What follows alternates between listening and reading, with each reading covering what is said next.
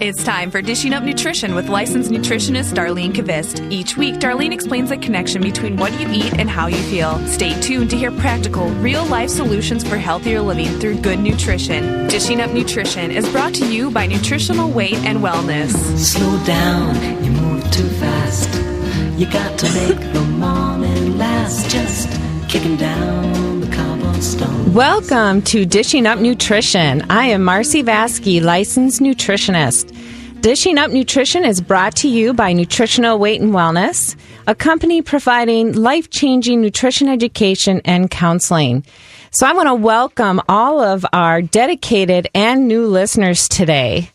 And you know, really, we have a great and a very important topic to discuss. It's one that will change the way you think about blood sugar and the stress it puts on your body. In fact, according to the Holmes-Ray Life Stress Inventory, the three most stressful life events are the death of a spouse, a divorce, and a marriage separation. So, you know, let's just take a moment and think about this. I would say when we think about it, we would all agree, yes, those are extremely overwhelming, life-changing events, right, Kate? Absolutely. Right. And if you have ever experienced them, you probably had some physical side effects from the stress.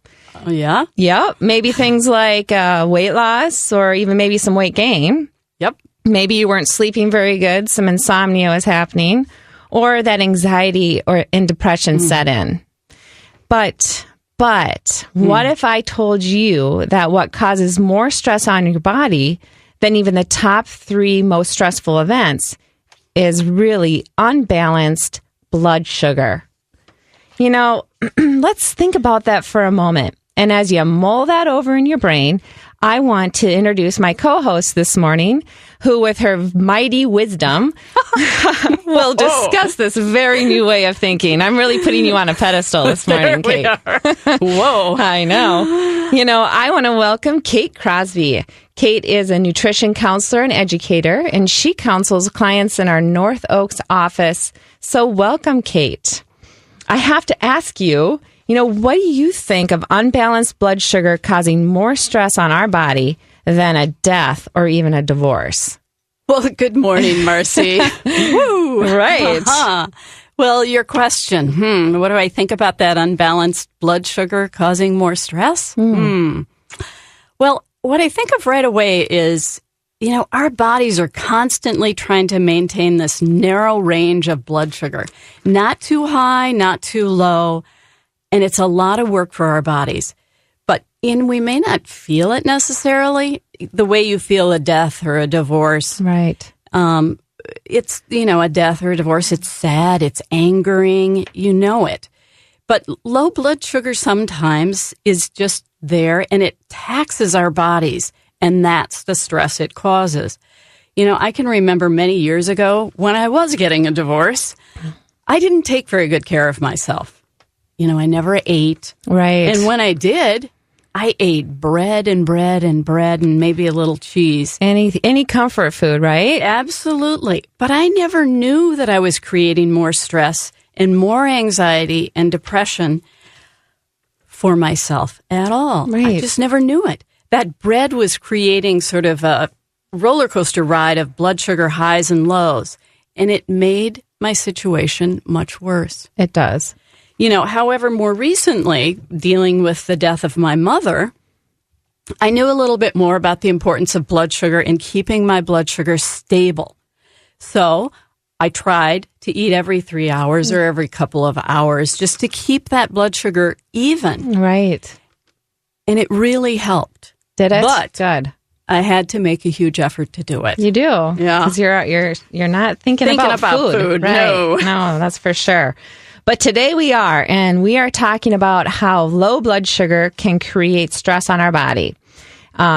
However, what you will learn and understand today is that we have complete control over this stress in our life, which I love. I love that fact. That's the key. It is. It's really important. Now, you know, many of our listeners might be asking, okay, if low blood sugar causes stress on my body, well, what am I doing to create this low blood sugar? So I do want to explain a little bit about blood sugar. Marcy, remember when your kids were little, Right. babies, toddlers? Yes. I remember when my boys were little in that age, I was always trying to prevent that potential meltdown. Oh, yeah. Okay. I knew that if my boys didn't eat every couple of hours, they'd be angry, or they might get really testy, or there might be a scream fest going on pretty soon. Falling on the That- floor, screaming, right? Yeah. That's low blood sugar. Now, I learned I needed to carry snacks at all times to prevent these meltdowns. It really isn't a whole lot different with adults, except we may not act out in the same way as those toddlers did. But we may get irritable or anxious or faint if we don't feed ourselves every few hours to keep that blood sugar stable. That's right. So if you're maybe listening today and maybe you're a meal skipper, anyone out there doing that, right? Yes. So maybe some of you actually wake up and you don't really feel hungry, or you believe you don't have enough time to eat in the morning, or maybe you're at work and you just get too busy and you forget to eat. You know, right? Many of my clients use these reasons often, explaining why they're skipping meals. Exactly. So if you're a meal skipper, you are actually creating more stress on your body and putting it into low blood sugar. Yep. So what does low blood sugar feel like? I'm struck by something that happened to me this week. I was cooking dinner the other night, and my husband was chatting with me, and he said, I forgot to eat lunch today. And I turned to him and I said, oh, so you're ready for a fight? And he looked at me with this, funny face, and he said, no, I'm ready to faint. Right. And I thought, oh, well, his low blood sugar makes him feel faint. Mm-hmm. Now, when I have low blood sugar, I get irritable and hangry, that hungry, angry feeling. Exactly. But some of you may feel really anxious. So for some people, it's anxiety. That's how their low blood sugar shows up. For other people, they might experience low moods. They might be more depressed. Yeah. Mm-hmm. Or sometimes people have that brain fog. You just can't think clearly. Your decision-making skills are out the door. You can't make a good decision. And in really severe low blood sugar, you might black out or faint. Actually, yes, you're right. And let's just go back to that poor decision making. Has anyone ever thought of that as an effect of low blood sugar? Yeah. I mean, maybe you don't. Yeah. So maybe we want to make some better decisions. So we need to stop skipping meals would be one way to do that. So what are you going to do instead? If you're skipping meals, you may especially that breakfast meal, Right. You may have to get up 10 minutes earlier so you have enough time to get breakfast prepared. Or even better, I think sometimes for people who aren't used to getting up and preparing breakfast is prepare it the night before. Yeah, great idea. Make a protein smoothie. Freeze it. Right. Take it in the car with you. And then as it's ready. thaws. Total. It's a great idea.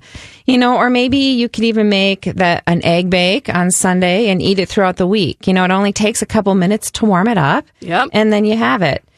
But what if you're skipping lunch, like a lot of people do, or like your husband did just last week, right? Exactly. You want to make sure that you prepare and pack a lunch maybe the night before. Don't wait for the last minute. And I've even suggested to my clients to set an alarm on their phone so they don't forget to actually skip lunch, because I hear that it's so often. I was in a meeting. Yeah. Oh, I couldn't get to it. Right. Or even snacks. They'll say, I forgot to eat my snack. I'm like, well, just put it on your phone. Right. Let it remind you. Yep. So we can see that, skipping meals is going to cause low blood sugar. But what if you're eating too many of those processed carbs? Things like corn chips. Right. Popcorn. Mm-hmm. Or muffins, pasta. Maybe you're running out and doing an errand. It's mid-afternoon. Oh, this is the devilish time. It is. And you feel like you need something to eat. So you stop at that nearby coffee house. Right. And what do you grab? Not what you were supposed to grab. Now, are you getting the hot coffee and putting cream in it? Now, that cream is sort of a good fat that prevents blood sugar from dropping any lower. That would be a better choice. It would. Or are you getting the white chocolate mocha and a cookie? You know, for many, it's that mocha and cookie. So why don't you explain how that's going to create low blood sugar? You know, our blood sugar rises very quickly. So when we eat a muffin or a cookie or drink that mocha, you know, what happens? Well, what's happening is then our pancreas has to pump out all this insulin, which in turn then drops our blood sugar too low. Well, and this causes our body to go into stress. It does. Which may show up, like we said before, like anxiety or depression. Yeah. We can so easily, though, prevent these feelings from occurring if we stop eating those cookies and mochas. And Marcy, I think it's time for our first break. It is, Kate. So you are listening to Dishing Up Nutrition. Today we are discussing how low blood sugar is the most serious stressor we experience daily.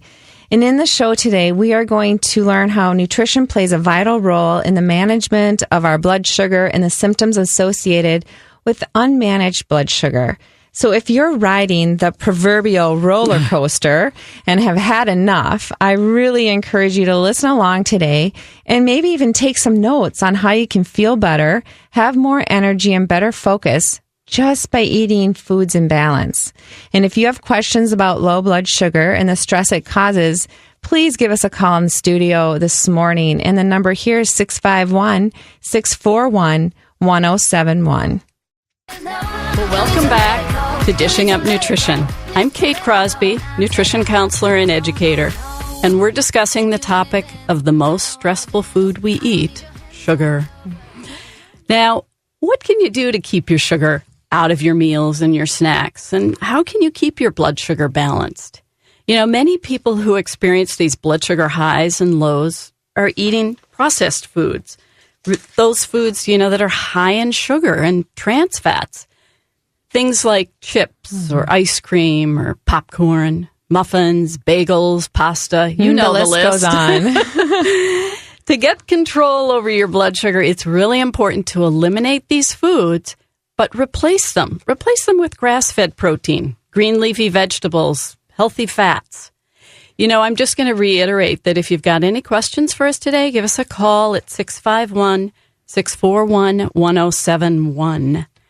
But back to getting that blood sugar under control. That's right, Kate. Let's see, what can we do about that? You know, we'll kind of go back into, before break, we were talking about insulin. And, you know, insulin rises after eating, even like Kate was talking about earlier, a muffin or those corn chips.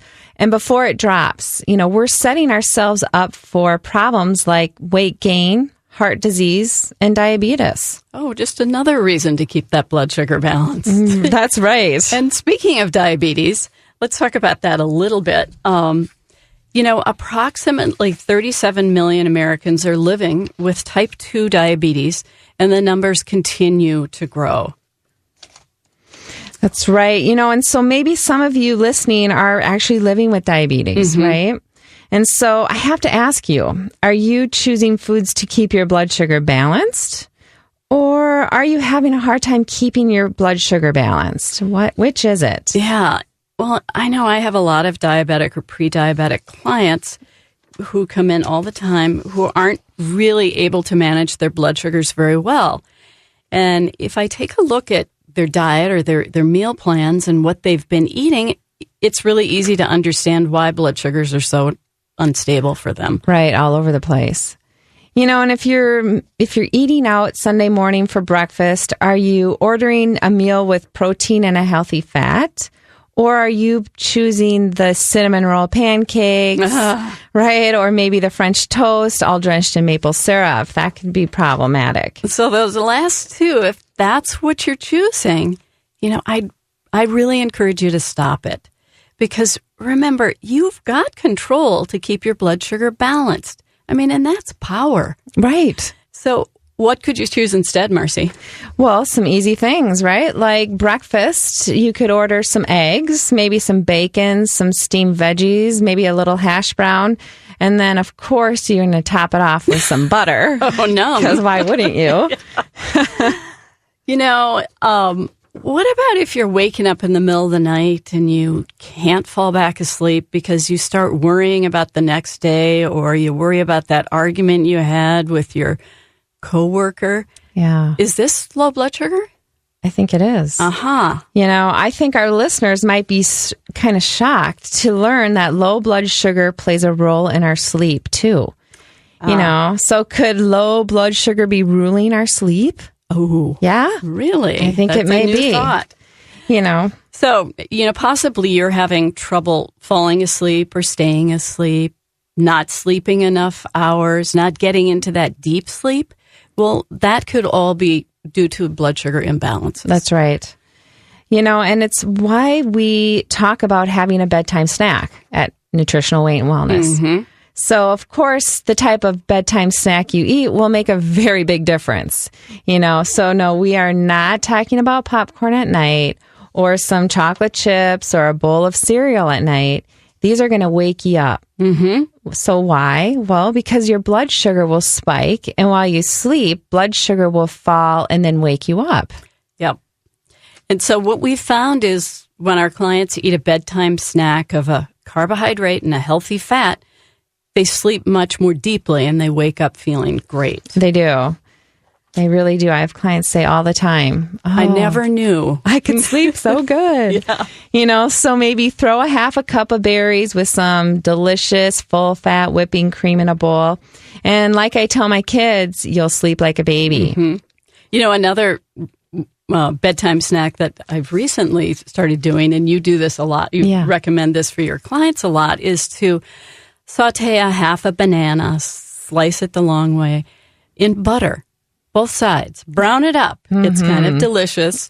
Add a little cream, maybe some chopped pecans, and it's really delicious. It is good. And, of course, I put cinnamon on it, so cinnamon on everything. Num. Yes. Mm-hmm. So don't eat that big bowl of popcorn or ice cream, because that's going to spike the blood sugar, and then it will drop, and low blood sugar will wake you up. You're not going to sleep like a baby. No, you're not. And a few weeks ago, we had Dr. Mary Newport on Dishing Up Nutrition, and she shared the story of her husband and his diagnosis of Alzheimer's. The research is telling us that Alzheimer's could actually be the third form of diabetes. Right, Marcy. The brain, just like the rest of our body, needs just the right amount of sugar to have energy in our cells. But however, in Alzheimer's, the sugar is blocked from helping our brain. So the brain is essentially starving to death. That's right, Kate. I think that's just remarkable research. I know. So what we're saying is that unbalanced blood sugar leads to even Alzheimer's. So I think it would be a good idea to put that bowl of cereal you're eating right now in the garbage, or even the donut you are eating, and instead maybe have a couple of turkey breakfast sausages. We have a great recipe for that on our website at weightandwellness.com. And then saute up some mushrooms and onions and coconut oil and have a little sweet potato with it. Sounds delicious. Mm-hmm. We've got a caller. Oh, and right. I think we should take this. Good idea. Go ahead. Melinda, you've got a question about your 3-year-old? I do. He just recently, in the last 3 to 4 months, has been waking up several times in the night. Apparently for no reason. I've tried several different things, night lights, and trying to understand if he's dreaming and stuff. Also struggling to go to sleep. He gets up almost instantly when we put him down. He used to just be a sleeping champ, and I'm just wondering, we're just at that exhaustion point where we're trying to figure out. I can hear it in your voice. Yes. What does he eat for dinner? We typically eat, some sort of meat on the grill lately, with a vegetable, whatever is fast. We're not a big fast food family, but we're not. And do you eat fat at that meal? Do you put butter on your vegetables? Yes. Yeah, okay. I do put butter on the vegetables. Sometimes we don't. It depends on if it's me or my husband in the kitchen, and how fast we need to get it on the table. Right. Well, the fat might be kind of important for his blood sugar, at least if that's what's causing him to wake up. Because fat will prevent blood sugar from going too high or too low. Mm-hmm. Okay. And then how soon after dinner does he go to bed? We eat between 6:30 and 7:30, and then we try to get him in bath and have him be, in bed between 8 and 8:30, hoping that he sleep by 9 with this new, wave of getting up. But before it would be like 8 o'clock, hands down. Now with the sunshine, we're not. We're just sort of like trying to play with different times. But Marcy, what do you do with your kids at bedtime? Is bedtime snack? Oh, yeah, bedtime snack. Yep. So, just something a little bit balanced, a carbohydrate and a fat like we always talk about. So, you may want to try something like that. Does he like bananas? And Not so much. Not since a baby. He loves them as a baby, but now I can't get him. What kind of fruit does he like? Yeah. Anything. Any fruit. He is a fruit. He's a crazy fruit eater. Okay, so maybe berries and whipped cream would be really fun for him. Okay. It sounds like he just might need a little fat. Yeah, I would say. And he goes to a regular daycare center where it's always a cereal in the morning and always a fruit. It's just terrible. And I've tried to get him to have turkey sausage and stuff, but he's not an egg person anymore. Or he had one turkey sausage this morning, but I couldn't eat him to eat anymore. So I know that the protein in the morning is terrible and the fat, Yeah, it's so important, as you have said. I think you're just going to have to encourage him along the way throughout the day. Yep. And, maybe some deli sandwich meat with no nitrates might help him along, or something that is looks more kid-friendly or something. I'm not exactly sure for him without seeing him. Right. But, thank you again for your call. Thanks. Thank you, guys. Okay. All right. Take care. Take care. So, let's see. We were talking about balancing that blood sugar. That's right. So, let's just talk about how they can how our listeners can balance blood sugar and how to stay away from those highs and that inevitable low of blood sugar. Right. Being experts in nutrition, we know and have seen clinically that the role that whole, real foods do for what it does for our bodies is just amazing. So important. It is. And I think it's time for a break. Oh, whoopsie. I know. Yeah, I guess I shouldn't have gone into that. I'm sorry. No. Well, already time for another break. You're listening to Dishing Up Nutrition, brought to you by Nutritional Weight and Wellness. Is there such a thing as sugar addiction? Now, research says there is. Research from a few years back studied rats and their consumption of sugar, and they took 2 different groups of rats and let them choose between water sweetened with regular table sugar or intravenous cocaine. And what do you think the researchers found? Could it be that sugar was more addictive than cocaine? On the other side of our break, we're going to give you the answer. But now we're going to give you a little time to contemplate it and come to your own conclusion. If you've got questions for us today on low blood sugar and the stress it puts on your body, call us in the studio at 651-641-1071. We'll be right back. Welcome back to Dishing Up Nutrition, brought to you by Nutritional Weight and Wellness. I am Marcy Vasky, licensed nutritionist. And so before we went to break, we were discussing a study where rats were given the choice between sweetened water with table sugar or intravenous drugs. So what did you all come to the conclusion with? Well, you may be shocked to learn that 94% of the animals chose the sweetened water over the cocaine. And this even continued after the rats were injected with the drug. And no matter how much cocaine the rats received, the majority of them still preferred the sugar. Isn't that remarkable? That is incredible. It is just crazy. And, those people who are really sensitive to sugar will attest to the the power it has over them. 1 minute they're clean and they take sugar out of their diet, and the minute they introduce a little bit, they're often running to the races, fighting that battle again against trying to eat that sugar. That's right, Kate. So we've got a caller here, Marcy. Let's take that. All right, let's do it. Lynn, you've got a question? Yes, I was. My doctor recommended that I start an adrenal supplement. I did the spit test, and in the morning, my adrenals are registering like at 55, and the normal range is between 3 and 11. So wondering what type of adrenal supplement? Well, first of all, Lynn, I would address a couple of different issues. When we have sort of adrenal fatigue or adrenals are a little bit out of balance, the first thing that you've got to do is balance your blood sugar, and that's what we're talking about today.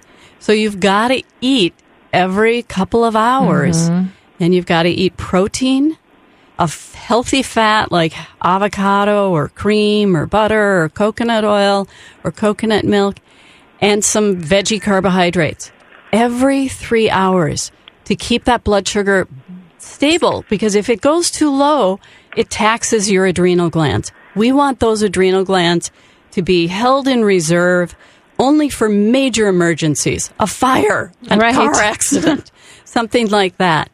And the second piece to the puzzle, when you've got adrenal glands that are sort of suffering or imbalanced or overworked, is you've got to sleep. So, do you sleep?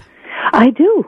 You want to sleep about 8 hours. You want to get a really good, deep, rested sleep, because if not, again, your adrenal glands are going to be taxed. So I would insist upon those two things first, and I wouldn't rely on a adrenal supplement per se. I think those other two things are going to give you a bigger bang for your buck in all different directions. It's going to balance your blood sugar. It's going to help you with weight loss if that's an issue, prevent heart disease, blah, blah, blah. Great, thank you. Okay, thanks for your call. All right, good question. So let's jump back on the bandwagon here with how can we balance our blood sugar? Well, it really all goes back to eating the Weight and Wellness way. And just like I was telling Lynn, that means eating protein, carbohydrates, mostly in the form of those vegetables and some fruit. That's right. And then adding some of those delicious, healthy fats. Right. It's just so easy. Real food, right? It's been around a long time, and you can find it anywhere, really. I know. It's amazing. So what else can we do? Well, as I noted before, you really got to focus on eating 3 meals a day and 3 snacks, which ends up being, eating every 2.5, 3 hours, because that's going to stabilize that blood sugar. I hear all the time from clients that once they begin eating throughout the day like that, they have more focus and energy. It's one of the great rewards of our job. Oh, it is. And you hear it all the time. You hear it. You see it in their faces. Their skin is glowing. They've got bright, clear eyes. Yeah. I just had a client last week. I was talking with her, and she's like, I just can't believe the overnight change or how much energy I had. Yes. She was really amazed, So it's fun to hear that. It is. It's great. And, has anyone even maybe felt unfocused or scattered during the day? That's another, symptom of unbalanced blood sugar. I have even had moments of that, and I get so easily frustrated because I'm not being as efficient as I want to be. Yep. And, that I know then that I've let my blood sugar get too low. So you might be curious to know what happens to a diabetic who goes too long without eating. Oftentimes, that person will black out or have some unusual behavior like uncontrollable shaking. Right. That's low blood sugar in action. And it looks and feels scary. It does. It is scary when you see a diabetic hit that low blood sugar. But what's also scary are the teenagers who are drinking energy drinks or coffee and skipping breakfast. Ooh. Even scarier, maybe. Yeah, very true, Marcy. And then they head out and maybe take their driver's test. Right. with kind of that unfocused mind and the caffeine high. And we all know that makes you feel jittery and increases your anxiety. It's certainly not a way to be behind the wheel, and especially not taking your driver's test. Oh, exactly. So what can they do? Maybe they have a protein smoothie or some eggs and a Wassel Light Rye cracker with some butter on it. Something simple.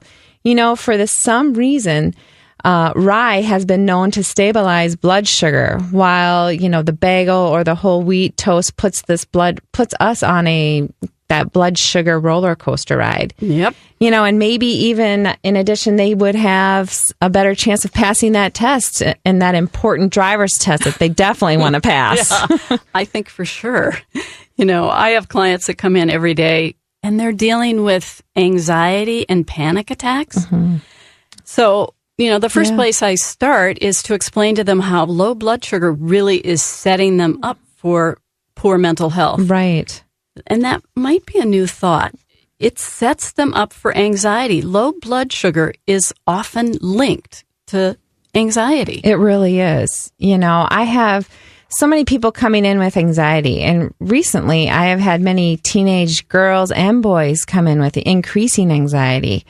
So why is this happening more frequently, especially with this age group? Well, I think you and I know that if you look at what they eat, yes, it wouldn't take us long to figure out why this is happening so often. I know. Today teenagers are skipping meals, eating maybe only one meal a day, eating fast food, or they're filling up on those protein bars that really, they're nothing more than a glorified candy bar.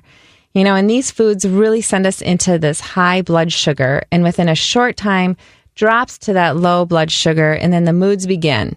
The anxiety increases. Hey, that poor decision making happens. Yep. And that poor decision making sends them right back into eating the processed foods. Right. And the cycle continues. Yep. You know what? And I think it's time for another break. It is. It's our last break. I'm Kate Crosby, nutrition counselor and educator. This past week, the New York Times wrote a fantastic article about new research done on the contestants from the TV show The Biggest Loser. And what they found may surprise you. Researchers followed the cast from the 2009 season for about 6 years. And the man who won that year lost an amazing 239 pounds in 7 months. Wow. Going from 430 pounds to 191 pounds. But despite his best efforts, he has gained 100 pounds back, and so have the other contestants from that season. So the question to the scientist Kevin Hall was, why? Why is this happening? Right. Well, it has to do with resting metabolism, which means how much your body burns when it's at rest. At the beginning of the show, all of the contestants had normal resting metabolism. However, by the end of the season, each of them had radically slowed their metabolism. Their bodies were not burning enough calories to maintain their new size. It's been shown that anybody who diets will inevitably have a slower metabolism when the diet ends. But what is the remarkable piece of research is even after years went by, their metabolisms didn't recover. Wow. Even as their body weight increased. But rather, their metabolisms continued to decrease. Yeah, so it's harder and harder to maintain that weight. So the man who won The Biggest Loser in 2009 now burns 100 fewer calories per day than a man for his size. Stunning, isn't it? Oh, yeah. So when you're looking for a quick weight loss, maybe this new research will give you pause and help you realize that eating balanced and losing weight slowly is what your body really needs for long-term health and weight loss.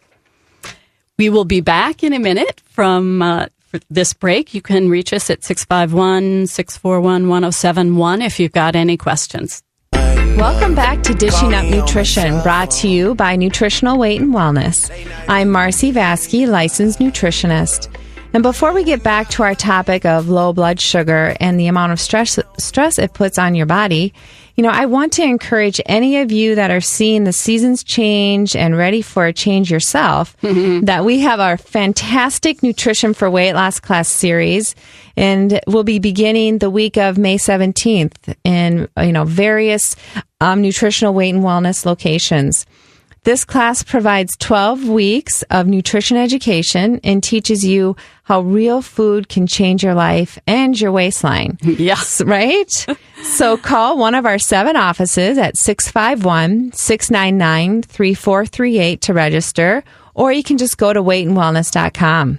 Perfect. All right. Perfect. So let's get back to our topic.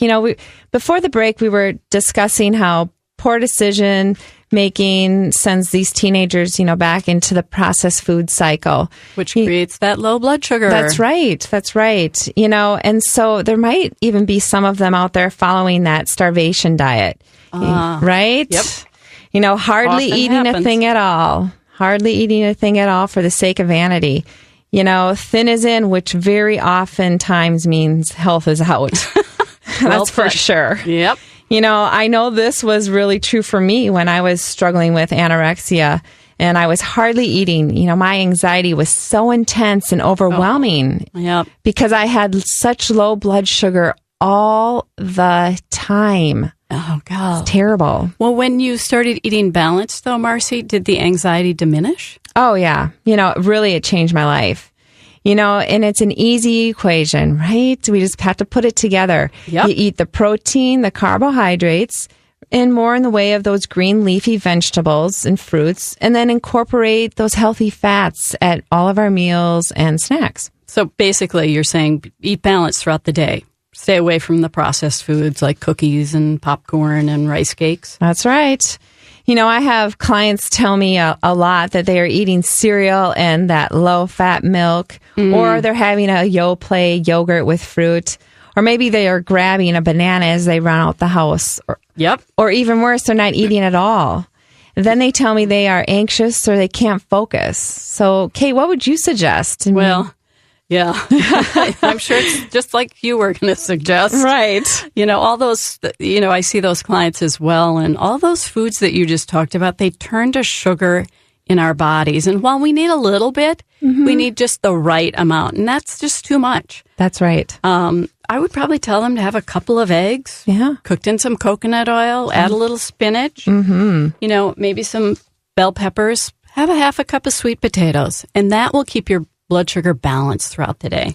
Oh, it will. And that sounds delicious. Yeah. And, a lot of times after my clients start eating this way, they'll even say, I just feel so much more calm and focused. And then we run into snack time. Again, it's a challenge. It is a challenge. It really is. Getting in those snacks, and it's hard to balance the snack. Or maybe your clients are skipping them all together. Yeah. Well, clients really do struggle with snacks, but a lot of times we'll talk about how tired they are in the afternoon and all they think about is food. Right. Yeah. Right. So this is, again, low blood sugar causing that afternoon slump and the ruminating food thought. Our mind really wants to be calm and it wants energy. So are you out there reaching for some vending machine chips or maybe M&Ms? The one snack I like to suggest to clients is making half of a protein smoothie. Oh, right. It's a little sweet. It usually tastes just really good and it's very satisfying. It's got some good protein using some of our protein powders like whey or, that beef protein powder. And that's excellent. It's got plenty of fat to keep your blood sugar stable. Other times I'll tell clients, don't worry about the snacks. Make 2 lunches. Oh, great idea. Half a lunch for morning snack.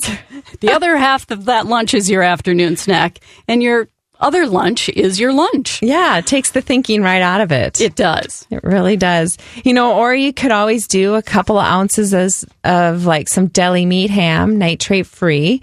Throw on some full fat cream cheese and roll up a dill pickle in it. Num. I love that one. Right. It's so much better than the chips or the M&Ms that will always put you back into low blood sugar.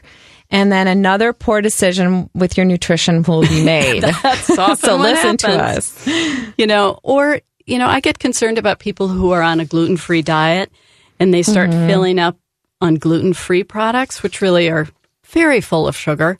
When fat or gluten is taken out of a product, sugar is usually put in so it tastes good. That's right. I mean, they have to do something. Yep. So maybe you're out running errands and you didn't pack a snack and suddenly you're starving.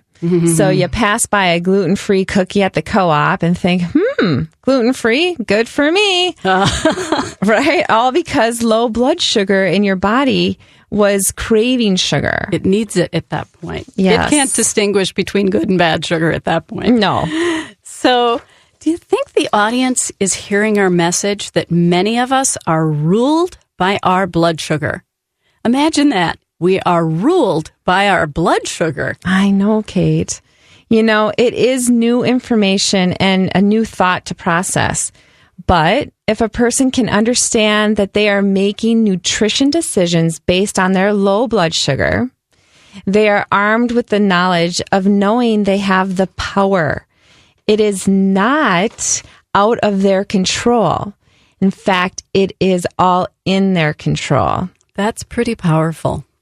Just another thing I love about this job of teaching clients about blood sugar and how they hold the key to weight loss or better moods, Right. or more focus or more energy, just by keeping their body out of low blood sugar.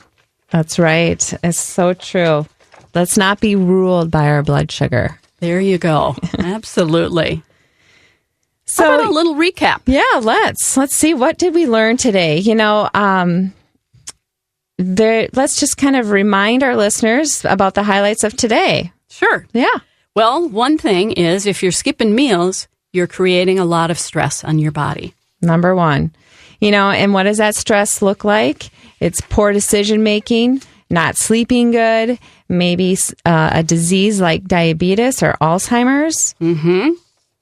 Another point is eating processed foods will quickly create and imbalance your blood sugar, leading to that low blood sugar. That's right. So that's why we're always talking about eating every 2.5 to 3 hours is really going to be good to keep that blood sugar balance throughout the day.